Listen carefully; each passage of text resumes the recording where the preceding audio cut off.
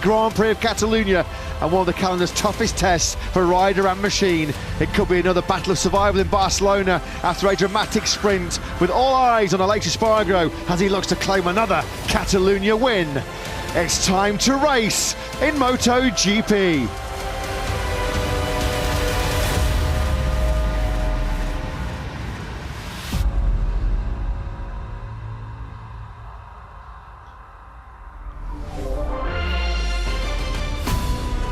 So the Circuit de Barcelona, Catalonia, first on the Grand Prix calendar back in 1992, the Olympic year here in Barcelona. 4.66 kilometres, 2.89 miles, 14 corners, 8 of them right, 6 of them left. And it's all about time management in the 24-lap Monster Energy Grand Prix of Catalonia coming your way in about 45 minutes' time. Long start-finish straight where the MotoGP bikes will hit 355 kilometres an hour. Let's hope for a trouble-free start after all the drama over the last couple of years into turn 1. Good overtaking hotspot to start the final sector into turn 10. And who will ever forget Rossi versus Lorenzo in turn 14 back in 2009. The hardest braking points, turn 1, turn 4 and into turn 10. And the highest tyre stress zones into 3 and 14. You do feel like tyre life will be a critical element of this afternoon's 24-lap Grand Prix. This was Aleix Espargaro on course for the double win here last September, an historic first ever Aprilia 1-2 when he made the move on teammate Maverick Vinales in to turn 1.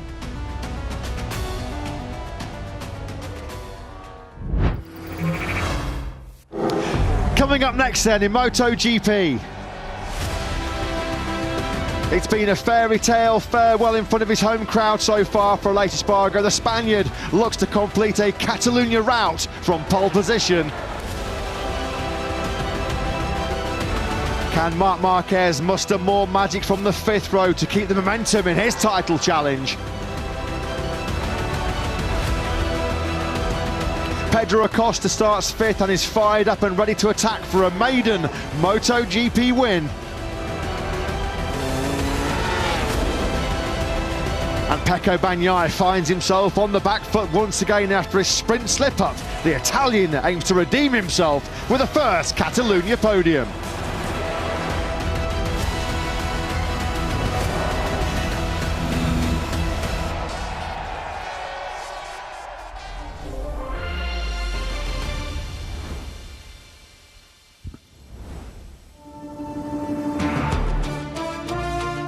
Yesterday's 12-lap Tissot sprint here in Catalonia felt like it had a season's worth of drama. 5 different riders led, including Raul Fernandez at the front of the field for the first time in MotoGP for Trackhouse Racing Aprilia. He crashed out early at turn 10. That put South African Brad Binder back at the front. He crashed at turn 5. And in a stunning late twist, double MotoGP world champion, reigning world champion Pecco Bagnaia crashed out of the lead on the last lap at turn 5. Picking up the pieces was a jubilant, ecstatic home crowd hero Aleix Espargaro, who in Q2 yesterday morning set a new all-time lap record in front of his home crowd to take the pole position here in Barcelona. He followed it up with the sprint victory, just his 2nd sprint win of his career. Both of them coming right here on home turf at the Circuit de Barcelona, Catalonia. Let's hope we get just as much drama, just as much brilliant action as what we saw in the 12-lap sprint yesterday. What a day it was on Super Saturday. And what a day we have in store here under clear blue skies in Barcelona. Welcome to round 6 in the MotoGP World Championship. We're at the Circuit de Barcelona, Catalonia, where conditions are nigh on perfect. Ambient temperature has nudged up to 26 degrees. Very hot conditions for the riders and teams to contend with, arguably one of their toughest tests of the season. Tyre life, tyre durability will be pivotal in this Monster Energy Grand Prix of Catalonia. In the past, we've seen lap times deviate by 3 or 4 seconds. You cannot go hell for leather at the start, otherwise you're going to have nothing for the end of this Grand Prix. So hard to call, so hard to predict, just as we love it. The top 8 places on the grid occupied by 8 different teams. Wide open is the competition, but the home crowd, well, there's no question where their loyalties lie ahead of this Barcelona battle, because they are hoping to see Aleix Espargaro become just the 4th rider, with Pecco Bagnaia, Jorge Martin and his teammate Maverick Viñales to take the pole, sprint and Grand Prix treble. He doubled up here last September to Aleix Espargaro, and this is a special Sunday indeed for the 34-year-old who, right here in Catalonia on Thursday, in a very emotional press conference, confirmed to the world's media in front of his emotional friends and family that 2024 will be his final farewell in the World Championship after a 20-year career. Can Aleix thrill his home crowd once again? Marquez fans out in force, young and old. What will the 31-year-old Spaniard deliver? He has put on some show already as a Gresini racing rider in 2024. Marc Marquez, 945 days since his last Grand Prix victory. A big ask for him, coming from 14th place on the grid, but he came from 14th to 2nd in yesterday's sprint.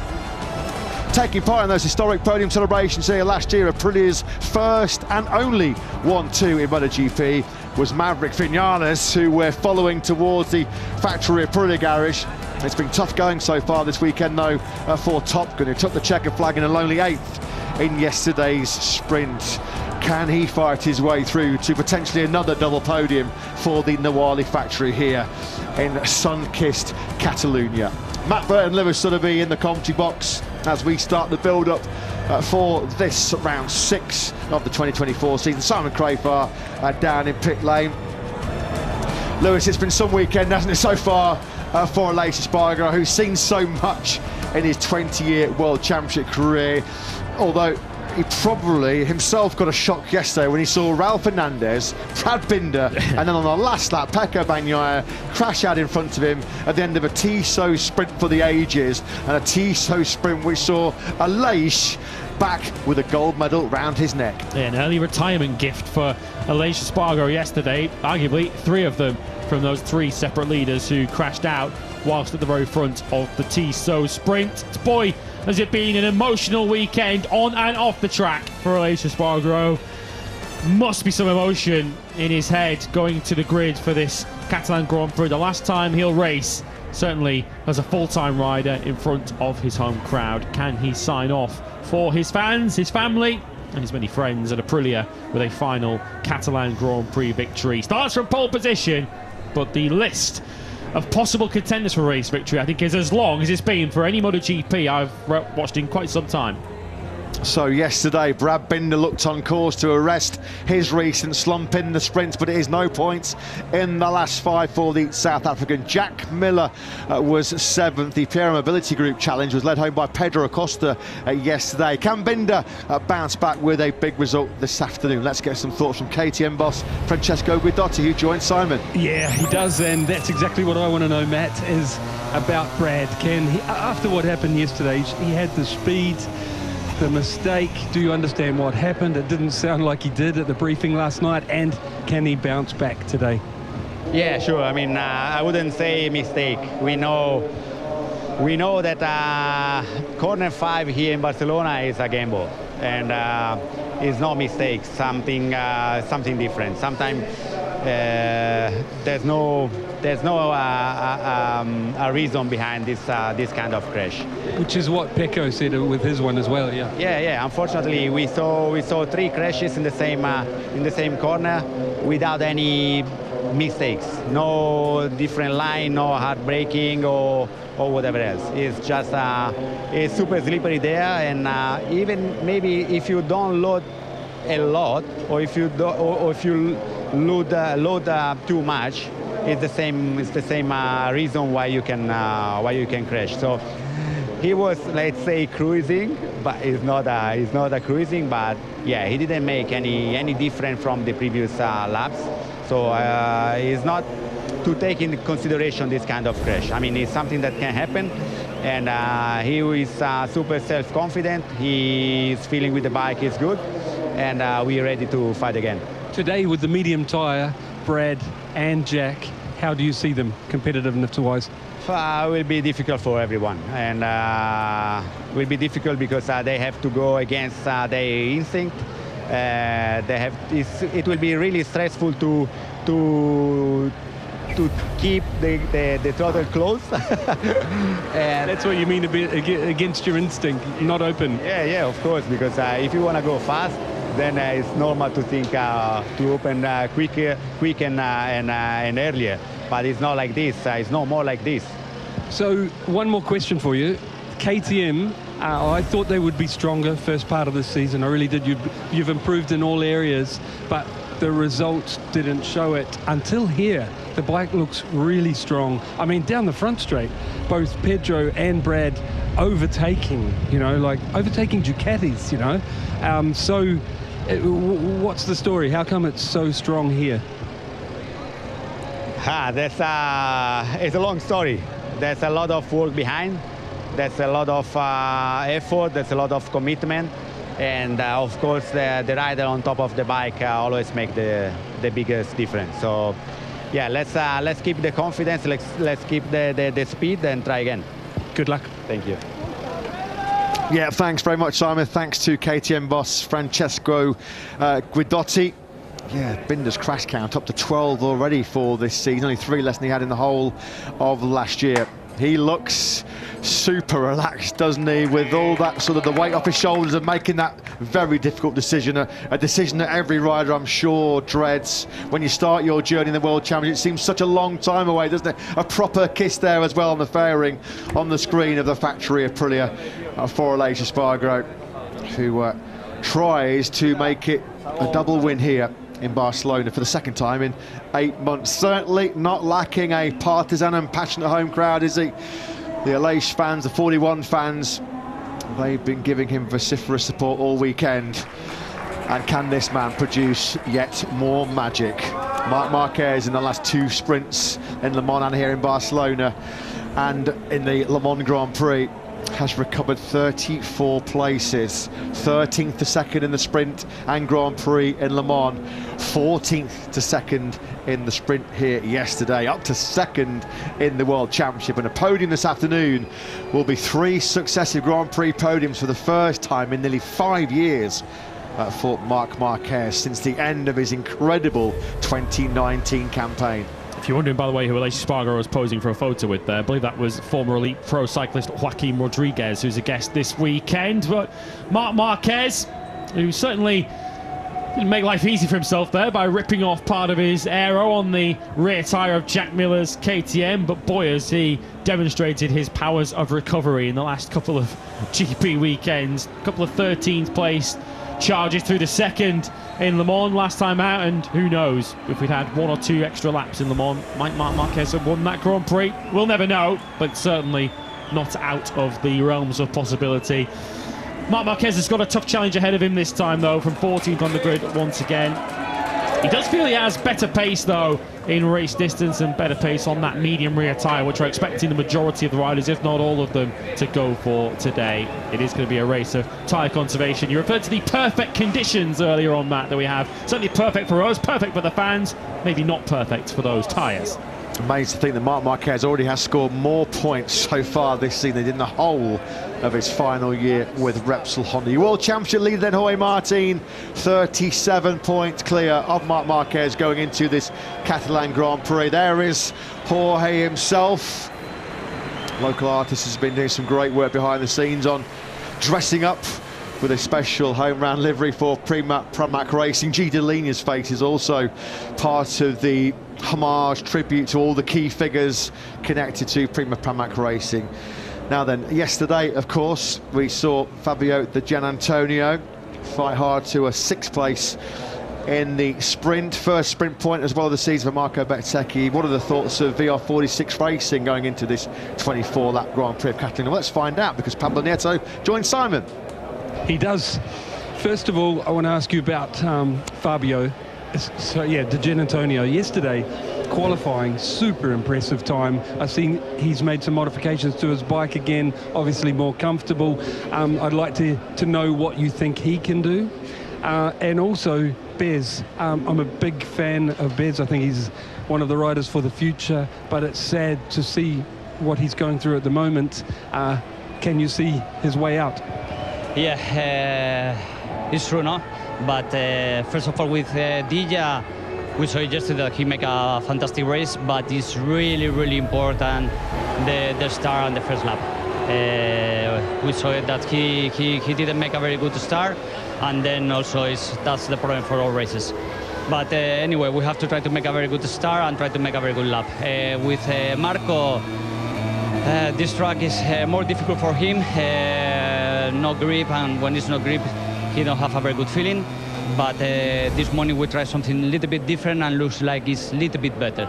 So, but when you go in the start, you are that behind, it's difficult to make a good race. But anyway, we will try. Good luck. Thank you. Thanks, Simon. Thanks to Pablo Nieto. Let's hope that the De Gianantonio and Marco Bezzecchi can avoid some first corner chaos, because they were both caught up in that collision with Enea Bastianini here 1 year ago. Ralph Fernandez, well, the tears of despair at least have dried up. He said on the scooter ride back to the paddock after crashing out of the lead at turn 10 in yesterday's sprint, he was crying like a baby. He said poor old Ralph Fernandez, who for the first time since 2021 in Moto2 said he felt like he was back in Moto2, confidence coursing through his veins. You have to say at least he was all in. You did feel it was win it or bin it, and he went down fighting, didn't he, Ralph Fernandez? Let's not forget, he starts from the front row of the grid for the very first time in the MotoGP World Championship. We're going to see a replay now. This was the second of the leaders that crashed out in the sprint yesterday. We've heard from Francesco Guidotti his observations on that spill, which cost Brad Binder the chance to win for the first time in the sprint this season. You can see him punching the gravel trap. That was a frustrating sight there for Brad Binder. One of 5 riders to lead the sprint and one of 3 to crash out of the lead. I still can't quite comprehend what we saw here in Catalonia yesterday in that sprint. Well, Marc Marquez has been the hard charger in Le Mans and yesterday in the sprint here in Catalonia. Let's get some thoughts from his boss, Michele Mussini, who's with Simon. He is, and Michele, I'm no longer going to ask you if it's possible for Marc to repeat that again, because he's done it 3 times in a row now, and so it is possible. But how hard is it going to be with the tyre management that everyone's worried about today? Yeah, about the start, it's always possible, but never easy. So will be the key also for the race of today. We don't choose yet the rear tire, but seems that for everybody that the medium will be the comfort choice for today. And for sure, we have to recover a lot of position. Also for the tire management will be very difficult. Meaning you use more tyre to overtake, and that would be difficult. Yeah, for sure. We stress a lot the tyre. One last thing, can you give us a bit of a word on Alex, how it's going for Alex Marquez? I know he got pushed off the track yesterday, but he'd been looking fast all weekend. Yeah. Yesterday he was unlucky. A rider pushed out Alex at turn 4. But yeah, he has the pace, and I think that he can manage a very good race. But like Marc, the key will be the start. Okay, thank you. Thank you very much. Yeah, thanks, Simon. We caught a shot of the special Prima Pramac Racing livery while we were hearing from Pablo Nieto there. So just to explain to you what you were looking at, it's designed by Spanish artist Miguel Caravaca, and it's to mark an extension in the contract, title sponsorship contract with Prima and the Pramac Racing team. A very successful combination over the last couple of years, and you saw the artwork all over the Pramac box, all over Jorge Martin's leathers, which he debuted in Morning Warm this morning. There you see them right on cue. We have those artistic impressions of Jorge Martin, of Gino Borsoi, of Gigi Dell'Igna, all over the Prima Pramac Racing box, and a distinctive livery for the Catalan Grand Prix for both Jorge Martin and Frankie Morbidelli this afternoon. Will it be Prima Pramac Ducati? That's one unresolved question for 2025 and beyond. They've been strongly linked with a switch over to Yamaha machinery for next season. They've been heavily linked with potentially having to slot in Marc Marquez in a reshuffle of the Ducati pack next season. Although, speaking to a few people in the paddock this morning, a lot of people think that Jorge Martin is erring towards a potential swoop from Red Bull KTM, which would really shake things up, wouldn't it, on the 2025 grid. As the Martinator then filters out of the long pit lane here in Barcelona. What a beautiful shot that is. Not a cloud in the skies, with pit lane open as we begin the countdown to this Catalan Grand Prix in earnest. Don't worry, my love, is what that says on the back of Jorge Martin's leathers. Don't worry, mi amor.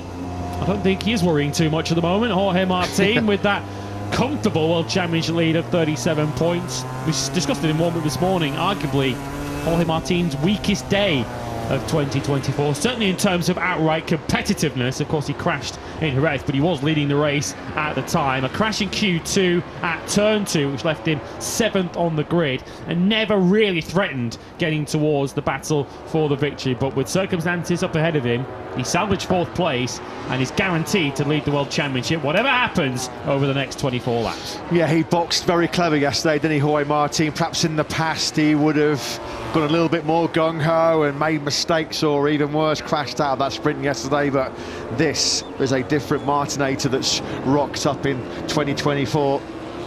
The atmosphere is bubbling up nicely here in Barcelona. Such a popular part of the world, one of the world's biggest tourist hotspots, isn't it? Downtown Barcelona, right on the beautiful Mediterranean coast. As we see the tyre allocation, of course, the tyres so often here, the talk of the town for Michelin. With so much degradation in the hot conditions, time management will be so fundamental. So then, Jorge Martin, 37 points clear in the World Championship. Immaterial of what happens to him this afternoon. He'll be leading the standings going to Mugello. Of course, he'd like to extend that points advantage. He goes from 7th place on the grid. Let's get some thoughts from Prima Pramac Ducati boss Gino Borsoi, who joins Simon. He does. Gino, I thought Jorge did a good job yesterday. Clearly, it didn't feel 100% ready to fight, and he took the points, rather than making a mistake.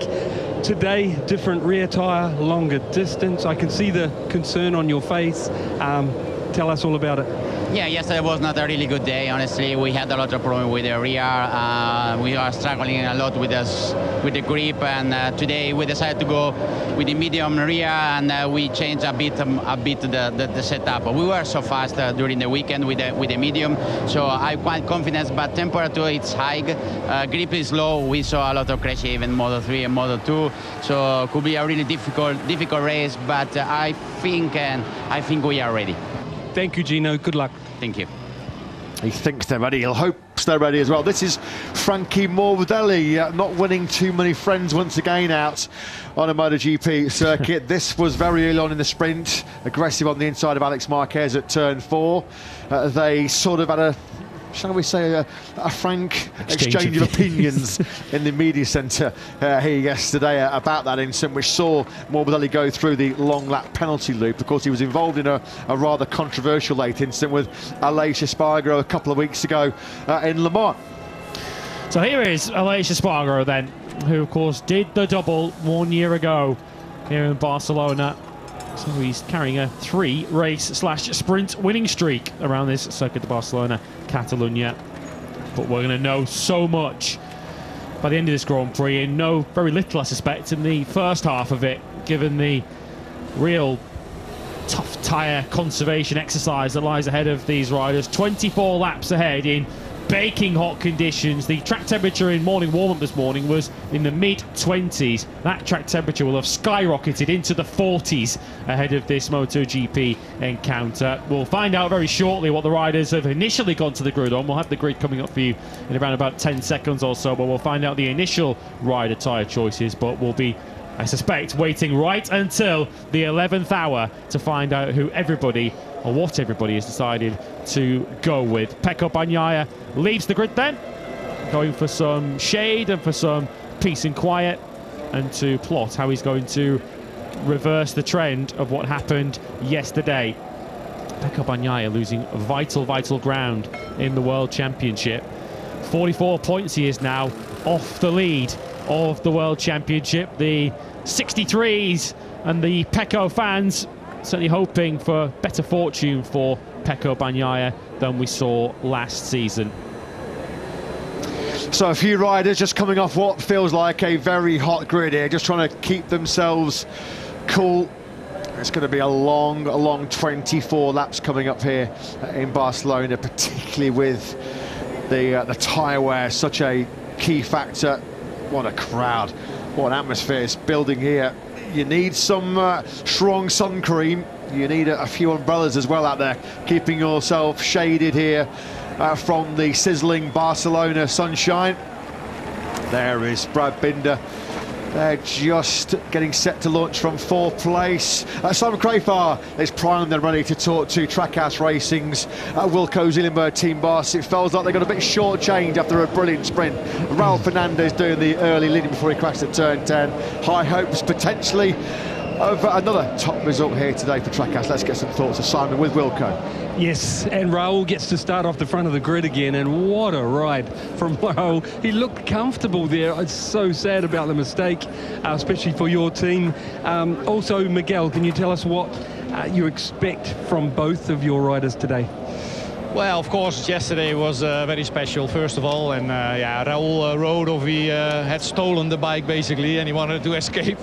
And yeah, it's a pity. Of course, he made a mistake in turn 1, brake a little bit too late, locked the front, and but anyway, he was happy with the performance he had and especially the speed he had. Of course, today is a little bit of a different story because yeah, the race is twice as long and the tire degradation is huge.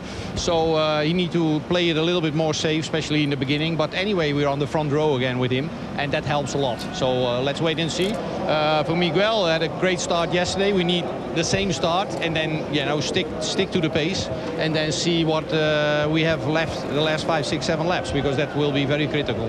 Thank you, Wilco. Welcome. Yeah, thanks very much, Simon. Thanks to Wilco Zeelenberg. A case of what might have been for Trackhouse Racing yesterday. They live to fight another day today, though, don't they? Lewis, looks like of all the well, the tyre selections for the 23 riders set to start this Catalan Grand Prix, the only punt coming from Alex Marquez. Yeah, you saw the grid positions just flicking through the screen there. Of course, you know the grid because you saw it for the sprint yesterday. What was most interesting was the tyre selections. Every rider going to the grid on the medium front, medium rear combination, with the exception of Alex Marquez, who at this stage is going for the soft rear tyre, perhaps thinking not a lot to lose from 13th on the grid. For the full story on tyres and what we can expect in the next 24 laps, let's speak to Michelin's two-wheel manager, Piero Taramasso, who's with Simon. He is. Lewis just called out what the riders are meant to be on. I imagine you know more information. Can you tell us all about it, please, Piero? Yes, everybody is quite nervous because it's very hot. The track temperature is almost 50 degrees. We never had this temperature over the weekend. And we know that more is hot, the track, less grip we get, more the tire will suffer because the tendency is to overheat and then spin. So this is no good for the consistency, for the grip. For the moment, the choice is medium front and medium rear for everybody. Somebody was thinking about the rear soft because yesterday after the sprint, the tire consumption was not that bad. So the soft, he can do the race, it's raceable, but the problem is the overheat, spinning, and then the movement. So for the moment, we stay medium, and I think it's the best solution. But in the first lap, for sure, you have to manage a little bit, and then starting half of the race, you can push. So for me, this is the best strategy. We'll see. Thank you, Piero. Yeah, you're welcome. Thanks, Simon. Thanks to Piero Taramasso, who I'm sure is a little bit more nervous and twitchy about what's about to unfold over the next 24 laps. And when he's at normal Grand Prix, make no mistake, this is one of the most severe tests for rider and machine on the entire Grand Prix calendar. We're not going to give away any results from the early Moto3 and Moto2 races. Suffice to say, there was some significant drops in the lap times as the grip with the Pirelli rubber started to wear off. That is a sight that we will never get tired of seeing. Packed to the rafters bike parks. Thank you once again, MotoGP fans, who once again have come from all four corners of the globe to witness one of the special blue ribbon events on the Grand Prix calendar. And as Piero Talamasso pointed to there, those clear blue skies means that we are set for the hottest conditions of the weekend so far. And that is going to be so crucial, so influential in the outcome of this Catalan Grand Prix. Who's going to get the strategy right? As we mentioned yesterday, it's about using your head. Aleix Espargaro himself alluded to this after his win in the sprint. You have to race with your head, not your heart. Is he about to shine once again? Fully in the zone. What's the tunes he's listening to, I'm wondering there, as he gets himself pumped up and psyched up for what he hopes will be another double win. Yeah, he's searching for that Hollywood farewell on home soil. Claudia and Julia, a couple of his young fans in the main grandstand here. No question where their allegiances lie as the helicopter shot fires towards the start-finish line here.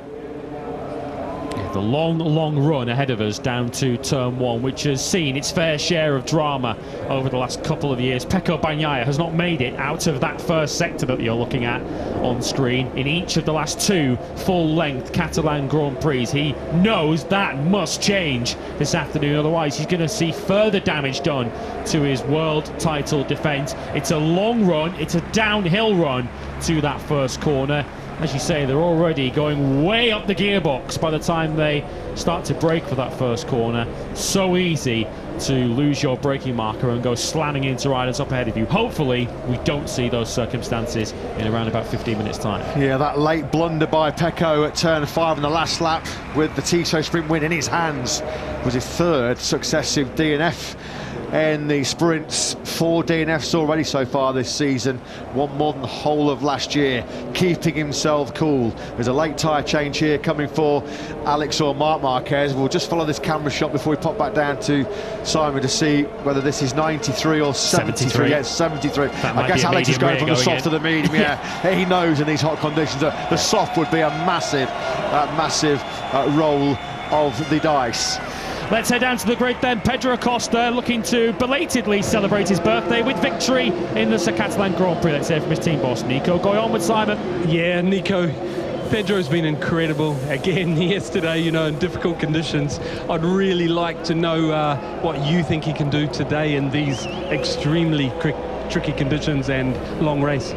Yeah, we know it's one of these special races here. Barcelona always been like this. It's a way of managing the tire from the beginning to the end to try to see in the last couple of laps what can be done in terms of pace. So this, you know this from the beginning. And he worked on his side from Friday, you know, to try to adapt to be smooth and gentle. Yeah, let's see. We made a tire choice. Let's see if this little gamble works or not. Best of luck. Thank you. Thanks, Simon. Thanks to Gas Tech 3 boss Nico Goyon. 2 weeks ago on this very day, Pedro Acosta felt like he had a bike underneath him that was capable of winning that thrilling French Grand Prix. Of course, he was trying to get through on the Aleix Espargaro and Davide Tardozzi. We'll quickly pop back down to Simon for some pre-race thoughts from factory Ducati boss Davide Tardozzi. Davide, it was super sad to see the result for Pecco yesterday after looking so strong. I'd like to hear from you about both of your riders going into this long and difficult race. Yeah, it will be a difficult race today because of the temperature that raised a lot compared to yesterday. But even the rear tire choice is a bet. Obviously, the soft is much faster, but nobody tested till the length of the race. So we'll see. I'm sure that somebody will try hard with the soft, but the main of the grid will be on medium. So we'll see, because after mid-race, it will be another race. Thank you. Thank you. Yeah, this does feel like, thanks Simon, thanks to Davide Tardozzi, this does feel like it could be very much a game of two halves, a race of two halves. Tyre preservation will be fundamental. You can hear some of the riders being introduced to the crowd, big roars from the main grandstand. Special day for Alex Rins, 200th Grand Prix start. Excellent qualifying for Rins in Q2 yesterday. He starts from 8th place, first qualifying inside the top 10 for Yamaha, and a milestone weekend as well for Repsolander's Luca Marini, ahead of what's scheduled to be his 150th Grand Prix start.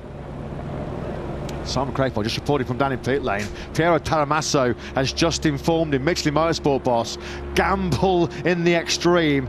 Both Marquez brothers, Mark and Alex, we are informed, have decided to properly roll the dice. They've gone late on for the Michelin soft rear tyre. Wow, now that does feel like a big gamble. Of course, they've got to be aggressive coming from that 5th row of the grid, but how much will the early aggression cost the Marquez brothers in the second half of the race? Well, that's going to be something to keep a very close eye on. We will confirm that, of course, as soon as we possibly can, but thanks for that, Simon. Great stuff from down in pit lane. We will now take a breather for the Catalan and Spanish anthems.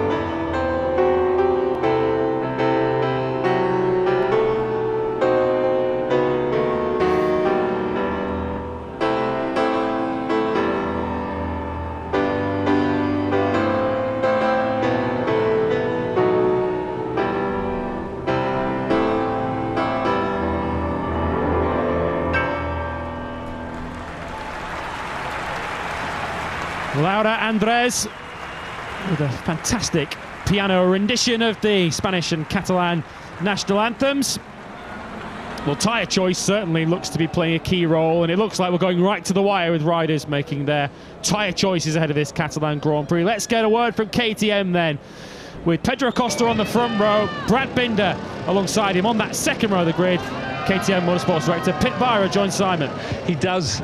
Pit, your machine at the start of this year had made steps forward in all areas, and I've got to say I've been disappointed with what we've seen, because until we come here, and yesterday it was like I was saying to Francesco earlier, passing Ducatis on the front straight. I'm curious why you think your machine's working so well here, and what you think your riders can do today. Well, I mean, I think we just haven't been super lucky just to put the package together, and we made mistakes in the wrong moment. Also us, bike was not ready in the right minute when you had to go out, and then we crashed, and then we, like so many red sectors already in this season, where you saw if you could combine it, we would have a great performance. But you know, our weakness in qualifying, being in the back, and then you're in a downwards circle.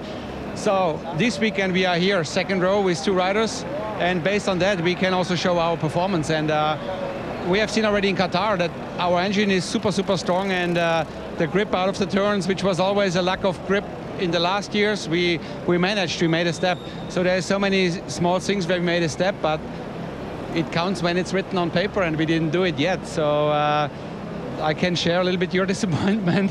But yeah, you saw yesterday, it's also such a thin line here in Barcelona. You lose the front so easy. Push right with the top guys in the world up front, and then not crashing. It's such a thin line, and but today we want to show something. Awesome. I heard there's the Marquez gambles on soft rear. Any of your guys take a gamble as well? I think we're going to go for it with Pedro. Okay. Best of luck. Thank you.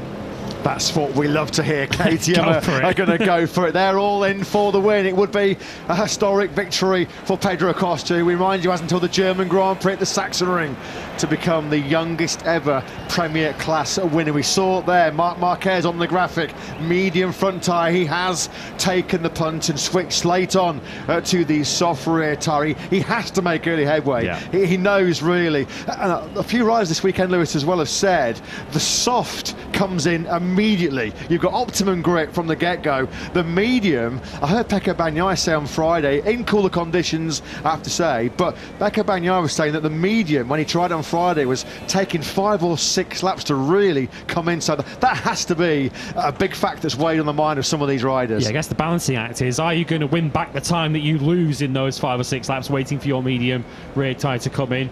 Getting it back on the soft. Confirmation on your screens. Pedro Acosta. I loved that call from Acosta to go for the soft rear tyre. Remember back in Austin when the general conventional wisdom was to go for the soft rear tyre? Pedro Acosta had the courage of his convictions. He went for the medium and it worked out a treat. Acosta is certainly backing himself here again. Yeah, he's not just fast, he's fearless as well, isn't he? Backing himself to the hilt. Front row start beckons for the first time in MotoGP for Raul Fernandez, who was something of a shock leader in the early part of that sensational sprint here yesterday. You can just feel the tension ramping up here in Catalonia with a divide on the tyre choice. Bagnaia desperate to make amends for his mistake late on, but on the very last lap, 9 corners he was away from a first Tissot sprint win in 10 months. BMW safety car then peels away at the front of the grid. That means one thing: we are 5 minutes away from race start here in this Monster Energy Grand Prix of Catalonia. Is a fairy tale weekend going to be completed for Aleix Espargaro? He was the master of managing the fading grip in the Catalan Grand Prix here last September. Jorge Martin fully in the zone, fully focused and ready to go, eager to extend his 37-point lead in the World Championship. Your front row of the grid then for this Catalan Grand Prix in 2024. First time he started on the front row. 23-year-old Spaniard, Trackhouse Racing's Raul Fernandez. Bagnaia, the world champion, goes from second place, but can he complete the fairy tale treble in front of his home crowd? Aleix Espargaro goes from pole.